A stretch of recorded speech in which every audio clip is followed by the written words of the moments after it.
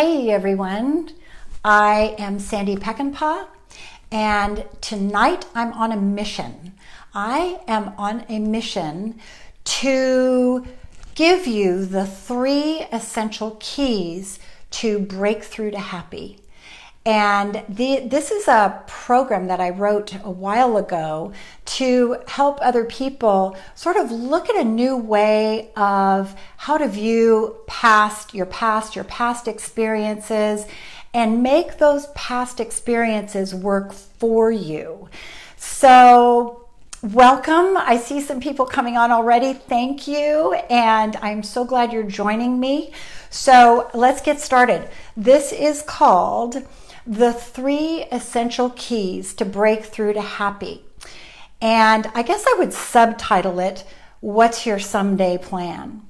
So for those of you who don't know me, I'm Sandy Peckinpah. I'm a writer. I'm an author. I love personal development. I passionately love it. I'm also a real estate agent, so I'm in business on a daily basis. And I love helping you look at your life in a new way with possibility and excitement and looking forward to the future. You know, so many times we think that what's happened in our past is the sum total of what our future is going to be. And if those things are negative, you have a look at your past as though it's hurting you rather than helping you. And what I've learned is that by defining your past in a new way, it gives you a whole different approach to all of the things that you want to achieve in your future. So in this broadcast, this is the part 1. Part 2 is going to be tomorrow, part 3 the following day, and I'm going to help you define who you are and give you some insight as to how you can look at your past in a different way, what's holding you back, and where you want to go and why. You're going to learn 3 keys to waking up those someday thoughts, that incredible woman inside of you who is ready to jumpstart into the next part of her life. It's going to give you courage and clarity and a new way of looking at things that you thought you were being held back by. It's a little scary because we all think that we know what our past means. And some of us have had tough breaks and we don't like it. And we think, I don't want to go back and look at it because it was negative. Some of the things that are very minor in our lives have actual really important contributions is the word I'm looking for. The contributions to your life, that subtle things that you may not even look at as helping you as you go on to this next part of your life. So I had a lot of fear in going after what I wanted. And I remember this great line, fear is the enemy of action. And if you let it consume you, it will stop you in your tracks every time. It's that little voice inside your head that makes excuses for you not moving forward and sticking with those things and your beliefs in your past that hold you back. And I want to offer you today a new opportunity to look at your gifts and talents and how you implement them into your life and your business. I gave this exact talk to Coldwell Banker. They asked me to speak on the 3 keys to connecting with people, to connecting with your life in a meaningful way, to using your story as a launch pad to your future. And so this talk went really well, and I got a lot of feedback on it. So that's why I decided to speak with you about this very thing. You're just about to reshape those beliefs. And that's kind of an exciting prospect, and that's going to be in day 2, which is tomorrow. So let's get started on key number 1. Your past is your greatest advantage. It's why you know what you know. It's why you can help others. It's why you are the person that you are today. Your past is a gift in all its successes and failures, bumps in the road, perceived failures. Whatever you're visualizing for your future will come from the strengths that you've drawn from your past. And it's important that you claim your story as your very own. Everyone's story has meaning and purpose, and that purpose doesn't stay within your life. It doesn't stay small. You're out there meeting people, and you bring your story into everything that you do. I remember when I began real estate in 2002 that I realized that a huge part of my story gave me the ability to connect with clients in a more meaningful way. And listening to their story also gave me a meaningful look into their needs and their desires and their hopes and dreams. It made me better at my job, understanding their story and being able to connect with my story with them gave me a stronger connection. There's this great quote I want to share with you by Bernadette Jiwa, who's an author. She writes a lot about business, but she also applies just personal, no-nonsense life strategies. And she says, there are 1,000 ways for you to get noticed, but there's only one way to really touch someone, and that's to give them a reason to care, a story they can believe in. I think that's a great quote because I know that your story is the most compelling and powerful tool there is for connecting with other people. All businesses are about connections, and by attaching your personal life story, you have a connecting point that's even more deeply rooted in a true connection. You're being of service in a deeper, more meaningful way. So I'd like to share with you the example of Starbucks. And this is something that I shared in this meeting I was telling you about, that I was able to speak with Coldwell Banker agents and telling them these 3 essential keys. And this story of Starbucks really resonated with a lot of people in that meeting because Howard Schultz obviously didn't create coffee, nor did he invent the coffee shop. But what he did was reinvent the beliefs about getting a cup of coffee. And the idea began from a personal story of his. He was visiting Italy, and he noticed that Italy was filled with neighborhood coffee shops and filled with people most of the time. And that the cafes were places that people gathered, and they chatted in the morning and they gathered in the afternoon. It was a communal gathering. It was a neighborhood gathering. And Schultz got excited about how he felt when he was part of it. He said it was like seeing a coffee culture. And he drew on that idea that he wanted to create a coffee culture in America. Well, we all know what happened. People can buy coffee anywhere, but Starbucks gave people an opportunity to participate in the story that Starbucks wanted to tell and connect with people within that story. So when you think about the Starbucks experience, and by the way, I was just there this afternoon because my son and I, we wanted to have a cup of coffee together. So what did we do? We went down and we had a cup of coffee, and we had their lemon bread, which was delicious. We shared that. And I noticed people sitting there. Some were meeting clients. Some were just gathering because they hadn't seen each other in a while. Trevor and I were just gathering to have a conversation outside of the house. And sometimes those are the best conversations, is when you do a pattern interrupt. Because when you sit down and have a cup of coffee, you are focused on the other person instead of me thinking about what I'm going to fix for dinner. So think about the Starbucks experience that Howard Schultz created in giving his business a story.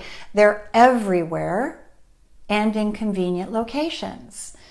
They open early and close fairly late, so they're always available.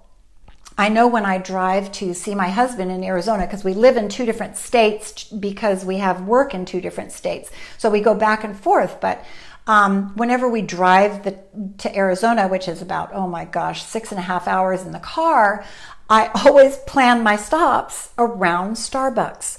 So that's one more part of the story. They're available. You can always enjoy a coffee drink, cold or hot, and sit as long as you like. They also have free Wi-Fi. So what does that mean? You can write, you can answer emails, you can do business. And one thing that I love, writing being a solitary task. Sometimes I feel lonely and I need a pattern interrupt. And so I go to my local Starbucks and I can hook right into the energy of people coming in and out. I get zeroed in on my computer and I have my cup of coffee and I feel like I'm doing something different, and it's often stimulating. Another reason why we go to Starbucks is you don't feel so alone. It's a place where the barista will say hello and really want to make that cup of coffee right. They greet you like an old friend if they've seen you more than once, and they try their best to meet your needs.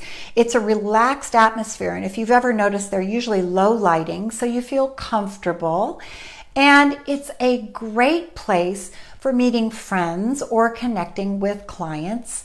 It's a safe place. Now, as a real estate agent, I'm lucky enough to have a Starbucks right next to my office, but also when I meet clients away from my office, I will often have them meet at a Starbucks. So these are all reasons why I want to share with you this story, because what happened around the story of Starbucks, it was very seductive. And that's why I want you to recognize your story. The story you create around your business and your life can be a very seductive way of meeting wonderful new people and new clients and new friends. It's a beautiful opportunity when you create a story around yourself to recognize that your story has value. So did Starbucks make a difference in our lives? You bet. Howard Schultz created coffee havens opening everywhere. And how does this work in your life? Everyone has a story. Everyone has a story they can create from their past and present that's meaningful and a contribution to the person that they're meeting. I was at such a crossroads in 2010, and my last 2 children were just about to leave the nest. At that point, I'd had 8 or 9 years in real estate. The market had crashed. Wow, I went through a tough time financially. And I just started looking at my life in a new way. I'm grateful for the financial crash because it gave me a new way of looking at my finances and my life, what was important and what wasn't. And my children participated in that. So the story around that is that I could look at that financial crisis as a devastating hit to my income, my self-esteem, and it fed right into my fears. Or I can look back at that story and say, wow, I learned a lot in that financial crisis. I learned how to be a better realtor. I had to diversify what I was doing and broaden my look at what I thought my market was.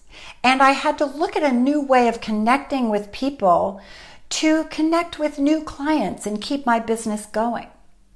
I can look at that financial crisis as something that devastated my home and difficulty maintaining things like, the electric bill, and I was putting my daughter through college, and my last two children were about to leave home, and then one of my sons, I had also another college to pay for. Or I can look at it as I taught my children how to be resourceful. I taught my children that sometimes we have to work a little harder to achieve the things we want and look at life in a new way. So the other thing that I recognized is because I wasn't as busy in the real estate market, I had to create and give rise to the things that I'd long forgotten. Those things that I said, someday I want to. And guess what that was? I had lost my courage to write. I had written 2 books, successful books, in the early 90s, and I was very proud of them. And I was able to tour the United States and be on all the great talk shows with my daughter, because I wrote my first book about my daughter. And I was on top of the world. And my second book I released, and right after that, I lost my son, my 16-year-old son, to bacterial meningitis. And my beautiful boy woke up with a fever, and within 24 hours, he was gone. And I knew that my story, my next story, would be the hardest story of all to tell. And that would be one of survival. How do you survive after losing a child? Is there anything good in losing a child? Can you reframe the loss of a child so that you can experience joy and happiness? And I wondered, I questioned it, and it is a tough road, recovering from grief. And I decided that if I could get through that toughest time of my entire life, I was going to tell the story of my survival. And it would be the hardest story I could ever tell. So in 2010, I also had a radio show in Northern California on KNRY. It was an AM talk radio show, and I did it with my partner, my lifelong friend. We had a show called Passion by Design. And I started to get some attention from that. I still had my real estate business too. I would fly up and record all the shows in Monterey and then come back down and continue working. But I began to see the reaction that I got from people when I told my story, when I connected with them on a level of my story of survival. I began to feel that my calling was greater than my fear. And I knew that this story was not a victim story. This was a victory story. And I was the best person that could tell my story in order to help parents survive the loss of a child. No one else could tell my story. I could tell my story. And I knew that in writing this book, it would be one of the toughest things that I've ever had to do. But I knew that my calling was to offer hope to grieving parents about life after loss. And I can tell you that it was the most empowering experience of my life. Is that reframing my story? In a way, because I can look back on those years that I spent in becoming a stronger human being, a better mother, a more loving person. That loss made me who I am today. Would I like to have my son back? You bet, in a heartbeat. But knowing what I know, I will see him again someday, I'm convinced, because that's my faith, that's what I believe. But I also know that his story continues on because I wrote it in a book.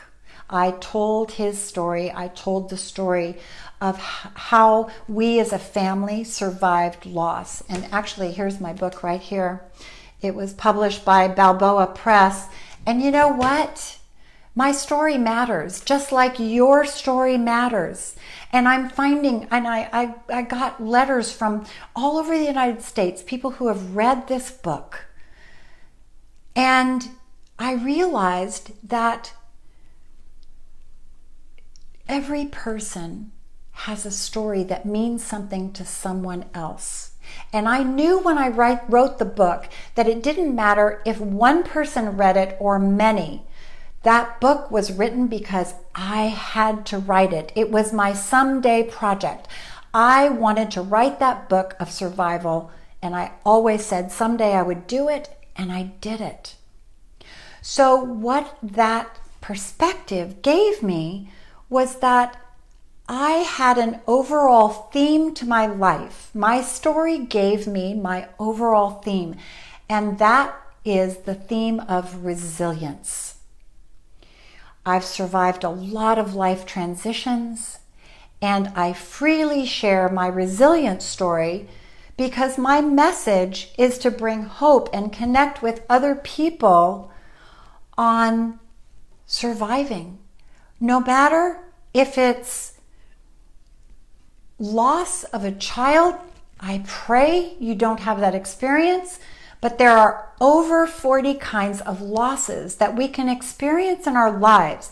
It's loss of finances, loss of a home, loss of health, loss of a spouse, loss of a lifestyle, loss of an identity. When in 2000, I moved out of Los Angeles. I had been a producer's wife. We had a career in the entertainment business. It was a huge career. It was a huge presence, and I passionately loved it. But it wasn't possible anymore.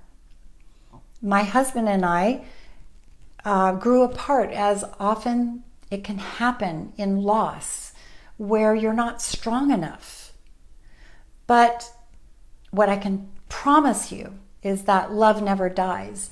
And I was so grateful that my husband and I had 4 beautiful children, and we were very close up to the day that he died. He died in 2006.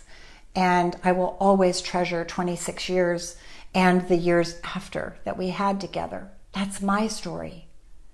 That's my story. And often I can connect with people on the story of divorce or losing identity, when I thought I knew who I was, but suddenly I wasn't. Suddenly I had to create a whole new career for myself. Suddenly I was the sole support of my children. We all have those stories. I know you have a story inside of you that is exactly like mine as far as going through transitions, because we all go through big life transitions over and over again. No one is immune. Marilyn is asking if my book is available on Amazon. Yes, actually it is. It's called How to Survive the Worst That Can Happen. And I think that this is reversed on the camera, but if you can look it up, How to Survive the Worst That Can Happen, and it's also under my name. If you look under my name, Sandy Peckinpah, but thank you. You know what else that book did? My book is, I thought it was for a very small audience. I knew that it was not going to be a bestseller because, thank God, not everybody loses a child. But for the target people that need a book like that, I realized that it was meaningful. It connected in a way that I couldn't ever have expected. And now a publisher in China is translating it, and it's going to be in China. How about that? Surprised the heck out of me. Within your story is your power. That's what I want to say. Within your story is your power. Look at all you survived. Look at the miraculous moments, because they are your treasures. The tough times are your triumphs. You'll have an opportunity to look at your life story and choose your word. My word was resilience. By looking at some questions we're going to define later on in your story. And tomorrow we're going to be talking about the next part, the third key, the second key in these 3 keys to break through to happy. And tomorrow we're going to be talking about beliefs and how they can shape you and tell your story and connect on a deeper level. So also, as I said, I gave this talk to Coldwell Banker, and they asked me to speak on this subject. So I created these worksheets for the agents to use. And if you'd like the worksheets, just private message me your email and I'll send you the worksheet and the overview of what we talked about today. And maybe I can send them at the end, or I can send them after the 3 days, or I haven't decided yet. I can either send them one at a time so you'll get 3 emails, or at the end of these 3 keys. So thank you so much for joining me. If you're just coming on, you can watch it in replay. I hope you found value in this about how important your story is and how it empowers you, all that you are, to reach the next level of your life. And it's going to be great. Thank you so much.